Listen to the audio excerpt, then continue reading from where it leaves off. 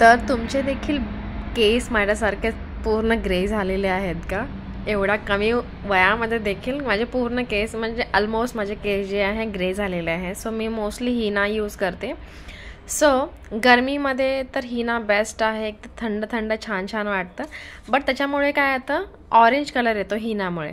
But मी आज तुम्हाला पूर्ण प्रोसेस दाखवणार आहे की जो ऑरेंज कलर आहे त्याला पुन्हा डार्कर कसा करायचा, पूर्ण काळा जो आहे कलर कसा करायचा. सो पूर्ण व्हिडिओ पहा. सो त्यासाठी मी इथं हिना पेस्ट सगळ्यात पहिलं बनवत आहे. सो तुम्ही ते पाणी जे बनवलेलं आहे ते तुम्ही पाहिलंच असेल. सो पाणी घेतलेलं आहे, अंदाजे घेतलेलं आहे.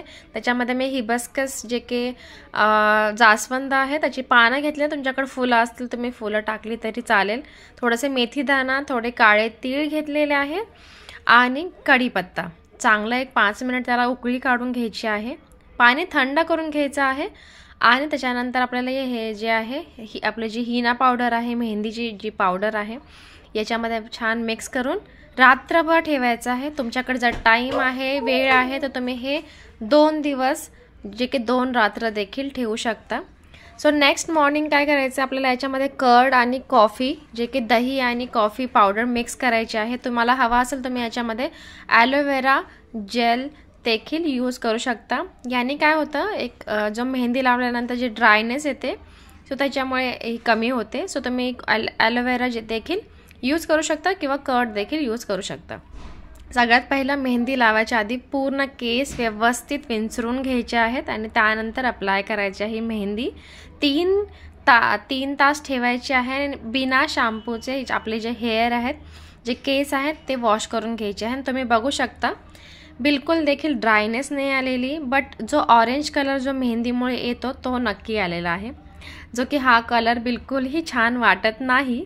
बट एक शाईन आहे, ती नक्की शाईन जे की केसांवरती आलेली आहे. सो आपल्याला जो ऑरेंज कलर आलेला आहे तो घालवायचा आहे, म्हणजे त्याला ब्लॅक करायचा आहे.